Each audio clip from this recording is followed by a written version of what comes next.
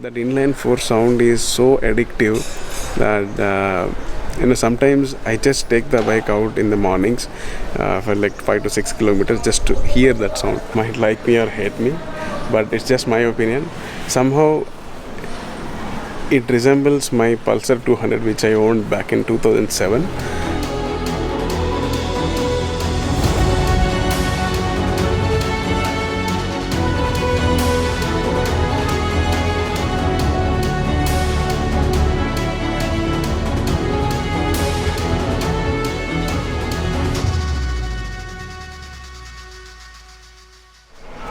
Hello guys, welcome back and hope you all are doing great. And this is Naresh, and today I want to share my experience about my Kawasaki Ninja 1000 which I bought it 3 months back, and I clocked about 2100 odd kilometers on it. So I'll talk about some specifications and why did I take this bike, what is my usage and what is my experience and how is the service, and also about the accessories I have fitted in the bike. Let's go.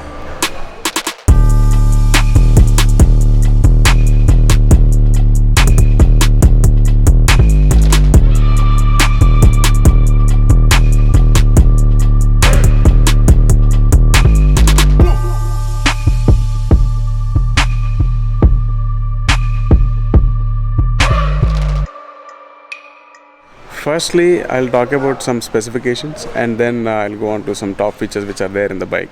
So coming to the specifications, this bike is 1043cc inline 4 engine, and it produces about 142 bhp at 10,000 rpm and 111 Nm of torque at 8,000 rpm. So the mid-range is absolutely ballistic. So when I say mid-range, from 5,000 to 8,000 rpm, this bike flies. I mean, that pull you get and that kind of enjoyment you get is no match to others. So that's about the specifications, and let's get on to some top features. So when it comes to top features, this bike has got a lot of electronics with it, namely Kawasaki quick shifter, KQS. So let's see how does it work. I'll not try to use, I'll just remove my hand from the clutch, nor I'll try to speed too much. Okay. First gear, second, third.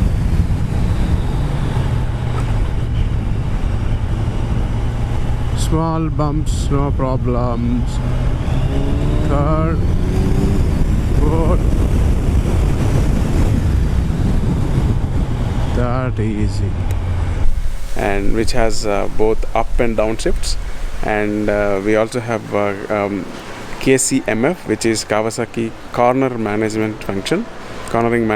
So when you are doing on corners, so not usually usable for me because I don't go on tracks. And the third one is Kawasaki intelligent anti-lock braking system, which they call it KIBS. In simple terms, it's ABS. And we have electronic cruise control on this bike. Yes, we have a cruise control on this bike, mostly not usable in India, but we have KTRC, which is Kawasaki traction control system, and we also have different riding modes in the bike called road, rain and sport. These are the three different modes, and I guess in riding in rain mode, the bike cuts down the power by like 25% so that it is not too aggressive, especially in rainy and wet conditions, so to give the rider more confidence. And so that's about all the Ks: KIBS, KQS, KTRC, KCMF. All of these are like Kawasaki specific things. Okay, coming to the usage part and why did I take this bike, I actually got some of the message on Instagram asking why did you take this one when compared to other adventure bikes, because all of my friends, or at least many of them, own adventure bikes, and why did you take this one. So I think that I have taken a perfect decision, which is like a middle ground. It's not a super sport, it's not an adventure, somewhere in the middle, like a sport tourer. So which perfectly suits my style of riding, or what I intended to do. So let me tell you more about it. So why did I take this one? Now, If you see, majority of the times my friends go for a long ride, or I would say like which are like 2 weeks, 2.5 weeks, 3 weeks rides, mostly are like that. And considering my profession, I don't get those many leaves. Either I have to, work on the go, or I have to take leave. So which is not actually possible. Maximum of 1 week is the one which I can do, or which I wanted to do, and for that this bike is the perfect choice. And also the practicality bit in the tank range, so that is really a crucial thing, because when I was using Interceptor, that was an issue. Every 200 kilometers I have to get the fueled up. Now this one has a tank range of 350 odd kilometers.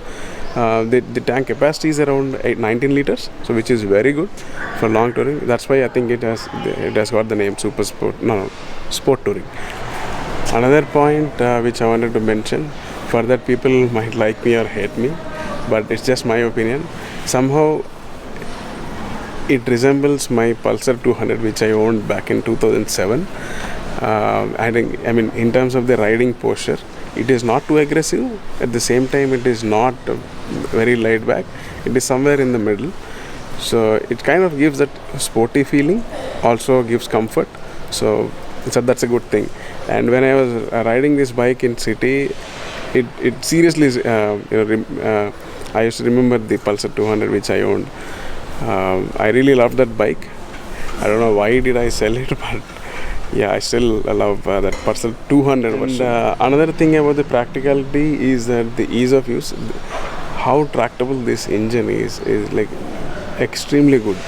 Given a 1000cc engine, I can go in 30 speed on 6th gear, and in the same gear this bike can go till 260. So that's how the engine character is. Right now I'm in 6th gear. Okay, see this? Right now I'm in 6th gear. I'm at 30, 36. See, let me drop down. Okay, at 33, right? And if I pull, not a much of clogging, very very mild this thing is there, and then it pulls.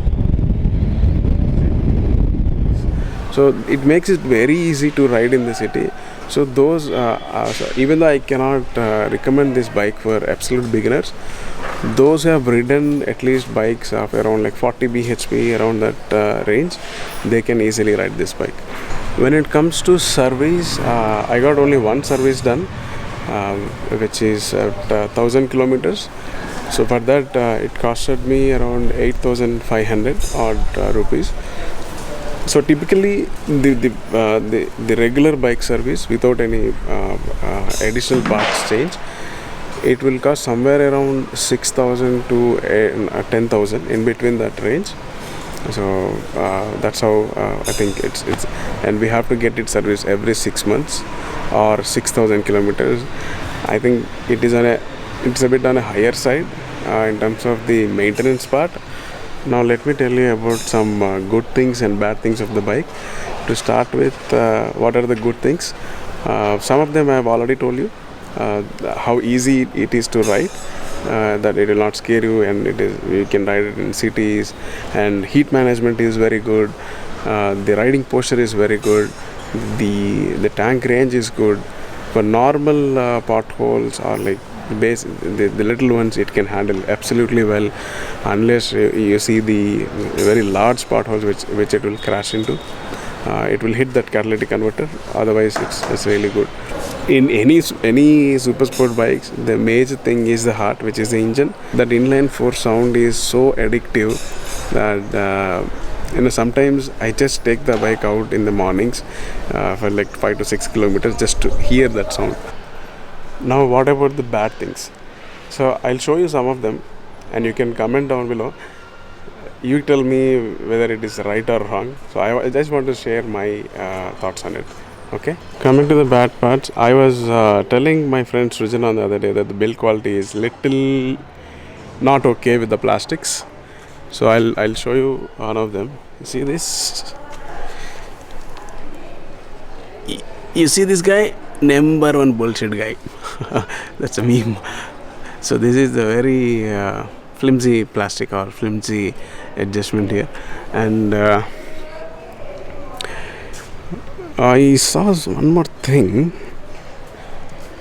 is yes, here. You see this? I don't know if some screw is missing or not. It doesn't make any sound, but kind of annoying. And you see this plastic? I can't go down and show you, but just sorry for that. See this? This plastic is very flimsy. Just for a minor fall, it will break down. Luckily, I got these things. For minor things, it will save a bit. The wind blast is so much. It's just a minor niggle, which I thought I should share. And yeah, the quick shifter. I don't know if it is only me or everyone is facing the similar issue who has this bike. The upshifter buttery smooth, but the downshift somehow I think it kind of hesitates a bit, or maybe I don't know how to use it properly. I tried in different ways, but every time I try to downshift, it makes that thud sound. I don't know why. In slower speeds it's okay, but when you are decelerating at a higher speeds, I mean you are at higher speeds and trying to decelerate and try to change down the gear, then it kind of hesitates. That's it, guys. These are the things I wanted to share with you, and I hope you like it. Please do comment down and let me know what you think about it. And if you don't like it, I'm fine with that as well. So I'll try to make more videos. If you want to know anything it's specific, not just this bike or any other bike you want to know, let me know. I can do it for you. It can be technical or it can be even cars.